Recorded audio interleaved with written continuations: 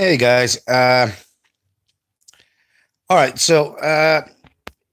We all hear about Wells Fargo and the absolutely slimy, shifty, criminal actions that they have been taking. Uh, I'm not 100% sure, but I'm pretty sure, like last year and a half, that at least four criminal and fraudulent embezzlement has occurred with Wells Fargo alone. And not just, I'm not saying that happened in a year and a half. I'm saying that four cases have come up just in a year and a half that has become public knowledge. Now, we know that Bank of America, we know that Citibank, and all these others have committed these crimes. Never mind when the financial crash happened in '89, or is it '88? They our quote unquote government bailed out these too big to fail banks, sending more than $1 trillion to these banks and financial institutions. So, I was just watching the most recent. I was just watching a YouTube video on the most recent case.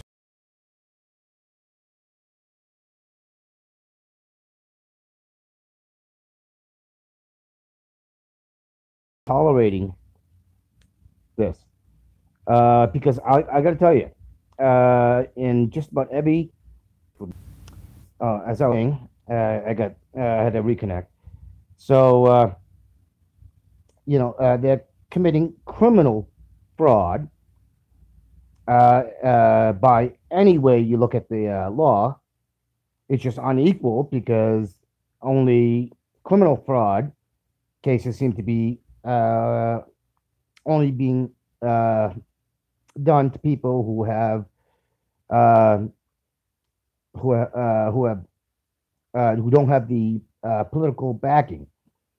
So, as I said, a thought occurred to me is why don't we go out and camp out in front of every state, local, state, and federal law enforcement building and basically demand that our law enforcement actually do their fucking jobs and actually arrest these world-class criminals that are perpetrating fraud upon the public at large, and that the public is us. You have to understand, it's your literal blood, sweat, tears time that these criminal con men and con women are taking from you. So I don't care if you're a neo-Nazi. I don't care if you call yourself a liberal. I don't care if you call yourself a progressive. Whatever label you want to put it on, put it on for yourself. This should outrage you. This should anger you, and this should seriously piss you off, because they are literally taking the very thing that you and I and everybody else needs to live. So, why are we allowing this to continue? Why? I posted a comment on the video, which was on TYT, and understand something. They play with pension funds. Pension funds are basically money that the members, whether it's whether it's the government workers who have a pension fund, or the police who have a pension fund, or the fire department who has a pension fund, or whatnot. These pension funds are they're doing the same thing with these pension funds. Oops, we made a mistake, and oh, gee, 3/4 of your pension has gone away. Except, uh, not so mysteriously. If you look into it, and if you can actually think about it, a lot of this money actually ends up going to the criminal con men and con women who are supposedly in these legitimate, upstanding financial institutions and companies, as well as the pockets of the politicians. So there's that. There's your tolls. The money was supposed to go back into your infrastructure, but actually 3/4 of it seems to disappear again at miscellaneous expenditures or unknown expenditures. So, and even with the Consumer Protection Bureau, what is the likelihood that the people that the case was brought against and the fines that were collected actually went back to the people that were screwed over? And I seriously doubt it's happened, because there's just too much evidence out there showing that the money never gets back to the victims. I mean, back in uh,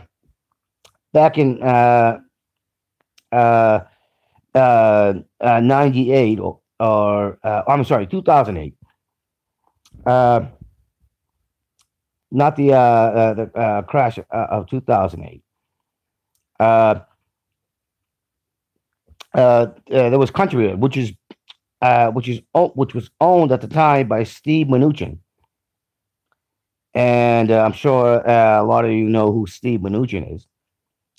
This guy committed criminal fraud with his corporation, and he's now serving in Washington, in the White House,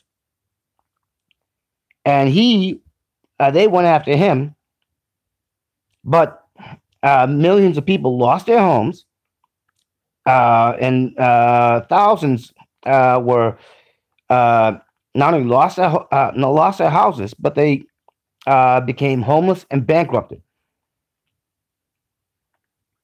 So, and this can happen to anybody. Now, understand, there was no issue of color, of race, or anything like that. These criminals are equal opportunity offenders. They care nothing about their skin color, just as long as they can make billions.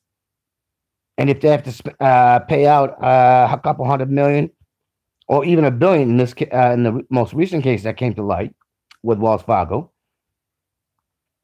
that's a small price to pay when they're making billions upon billions off of this actual crime. So, as I said, we need to force law enforcement to actually do their jobs. So my take is, we camp out all across the country and in the territories, and we sit in front of the police and law enforcement, and basically demand that they arrest the judges who have allowed this sort of nonsense to happen, the politicians, and the corporations responsible, because this is just one factor, but it's an important factor. So if you really want to do something about it, and if you want to do it and get results, because let's face it, the only way that the law enforcement will be able to do anything is to go through thousands of people, hundreds to thousands to millions of people sitting in front of their place of business. And going through would require violence. So, and I don't see even the stormtroopers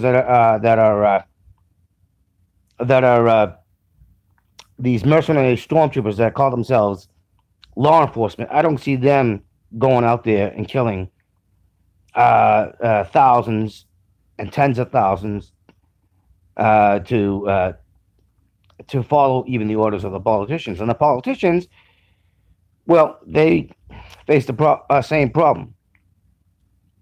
They can't order such things because basically they would be hanging themselves. So, if you're interested, do this. I'm gonna see if this video gets any comments, and if it does, well then, I'm hoping that